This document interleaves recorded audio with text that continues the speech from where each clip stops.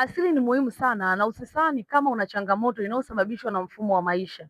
Yaani una changamoto ya tezi dume, changamoto ya presha, sukari ambapo kwa wanaume wengi sana hii inaweza ikawa sababu ya mwanaume huyu kushindwa kwenda raundi mbili, raundi tatu katika tendo la ndoa. Mwanaume unaweza kurudisha uwezo wako, unaweza kurudisha changamoto yako ya mkojo na ikawa sawa, yaani kuondoa uvimbe wa tezi dume bila kufanyia upasuaji kama utarudi kwenye asili. Tunasahau kwamba tuna tiba za asili za miti ambapo ziliweza kuwatibu mababu na mababu zetu enzi hizo. Japokuwa asili nyingi sana au vitu vingi sana havipo kama zamani, lakini sasa unaweza kutibia tiba zisizo na kemikali zilizotokana kwenye miti ya asili yenye uwezo wa kwenda kuondoa changamoto zote hizi na kukufanya kuwa imara. Ndio maana wito wangu wa kila mwanaume ambaye ana changamoto zote za kiume kuweza kupata tiba bora zilizothibitishwa za kitaalamu zenye uwezo wa kuondoa chanzo kuanzia ndani. Unaweza kunitafuta sasa kama una swali, unahitaji tiba au ushauri, au kukomenti neno tatizo na nikupe ushauri au taratibu namna gani unaweza kupata huduma zangu.